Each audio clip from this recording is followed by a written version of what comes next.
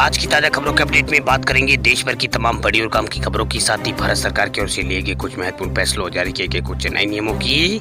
इसके अलावा स्कूल और कॉलेजों को खुलने को लेकर एक बड़ी खबर निकल कर आने सामने बताएंगे आपको इस अपडेट में। साथ ही किसानों के साथ साथ पशुपालकों और मत्स्य पालकों को भी सरकार देगी लोन। क्या है पूरी खबर बताएंगे आपको इस अपडेट में। साथ ही सरकारी कर्मचारियों के लिए आज एक जरूरी और महत्वपूर्ण खबर निकल कर आए सामने बताएंगे आपको इस अपडेट में। साथ ही ऑनलाइन शराब बिक्री को लेकर भी सरकार ने उठाया है बड़ा कदम। आखिर कौन से राज्य की सरकार ने ऑनलाइन शराब बिक्री को लेकर उठाया है कदम बताएंगे आपको इस अपडेट में। साथ ही कोरोना कर्फ्यू और लॉकडाउन से जुड़ी कुछ महत्वपूर्ण और बड़ी खबरें हैं बताएंगे क्या करके इस अपडेट में। साथ ही आज की तमाम बड़ी और काम की खबरों की बात करेंगे इस अपडेट में। बात करते हैं आज की पहली बड़ी खबर की, तो राजस्थान में गहलोत सरकार ने एक सरकारी कर्मचारी को दी है बड़ी सौगात, महंगाई भत्ते में की है बढ़ोतरी। कोरोना संकट के बीच केंद्र की नरेंद्र मोदी सरकार की ओर से केंद्रीय कर्मचारियों के महंगाई भत्ते और पेंशनों का डीआर को यहां पर बेहाल करने के फैसले के बाद राजस्थान सरकार ने भी सरकारी कर्मचारियों को बड़ा तोहफा देते हुए महंगाई भत्ता 17% से बढ़ाकर 28% कर दिया। वहीं राजस्थान के मुख्यमंत्री अशोक गहलोत ने सरकारी कर्मचारियों के लिए बड़ा ऐलान करते हुए राज्य में महंगाई भत्ता दर बढ़ा दिया है। महंगाई भत्ता दर 17% से बढ़कर अब 28% कर दिया गया है। वहीं मुख्यमंत्री अशोक गहलोत ने ट्वीट करके राजस्थान के सरकारी कर्मचारियों को कहा कि कोरोना की विपरीत परिस्थितियों के बीच सरकारी कर्मचारियों की भलाई के लिए राजस्थान सरकार ने 4000 करोड़ का अतिरिक्त भार उठाते हुए सरकारी कर्मचारियों को महंगाई भत्ता का तोहफा दिया है। महंगाई भत्ता की जो बढ़ी हुई दर है वो 1 जुलाई 2021 से लागू होगी।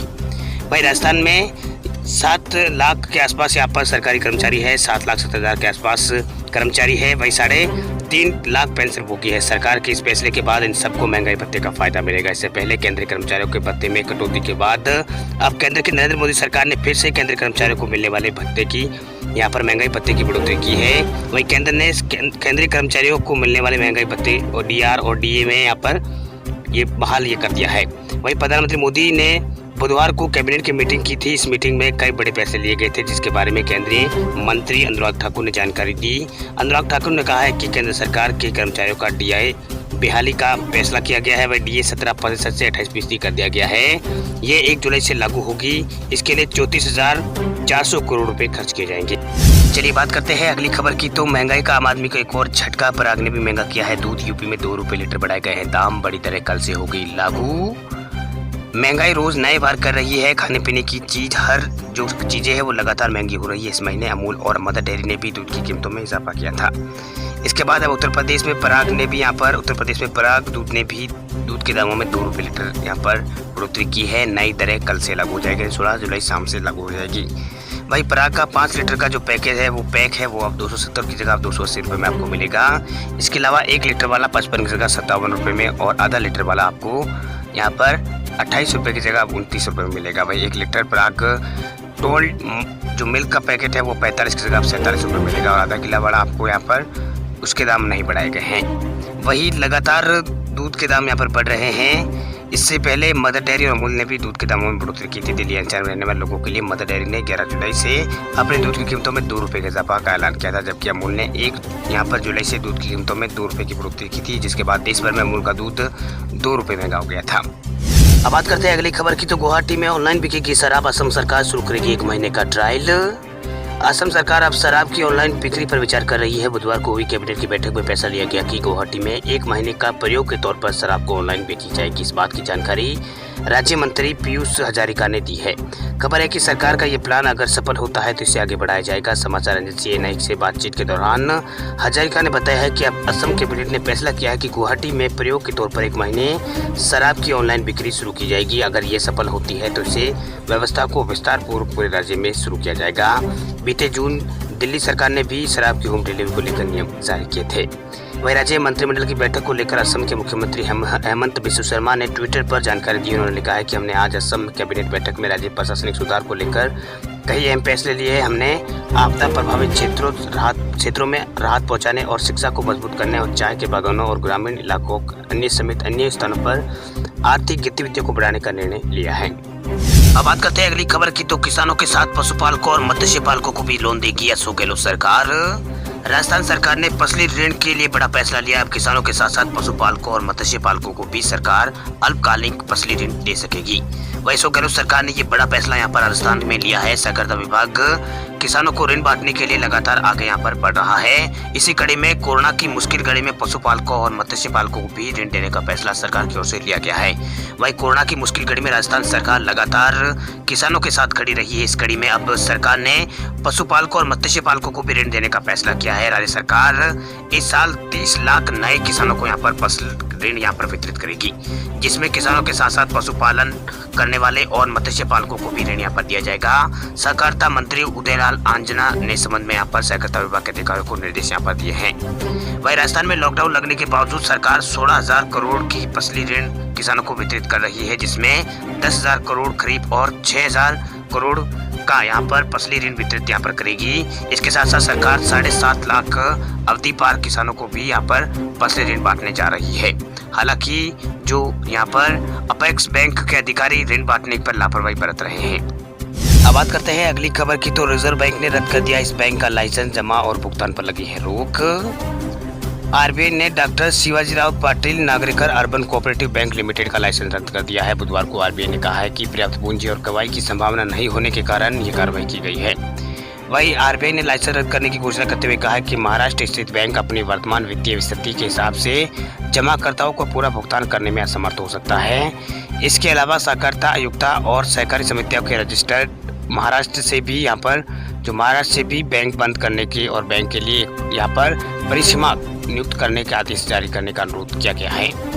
वहीं केंद्रीय बैंक ने कहा है कि doctor Shivajirao Patil Nagarikar urban cooperative bank के पास पर्याप्त पूंजी कर कमाई का जरिया नहीं है। ये बैंकिंग विनिमय अधिनियम 1949 के प्रावधानों के अनुकूल नहीं है। वहीं आरबीआई ने कहा है कि बैंक के बने रहने से उसके जमाकर्ताओं के हितों के लिए सही नहीं है। यदि बैंक को अपने बैंकिंग व्यवसाय और आगे बढ़ाने की अनुमति दी जाती है तो इससे जनहित पर असर पड़ेगा। लाइसेंस रद्द किए जाने के साथ ही बैंक का जो यहाँ पर बैंक की जो जमा है उसको स्वीकार करने और भुगतान करने पर रोक यहाँ पर लगा दी गई है। चलिए बात करते हैं अगली खबर की, तो दिल्ली यूपी समेत देश के कई राज्यों में अगले 5 दिन होगी भारी बारिश। राजस्थान में वज्रपात की आशंका। दिल्ली एनसीआर समेत देश के कई राज्यों में मानसून की एंट्री हो चुकी है। इस बीच मौसम विभाग ने अगले 4-5 दिनों तक दिल्ली, उत्तर प्रदेश, हिमाचल प्रदेश, उत्तराखंड समेत कई राज्यों में भारी बारिश होने की संभावना जताई है। इस बीच राजस्थान में बिजली गिरने की चेतावनी दी गई है।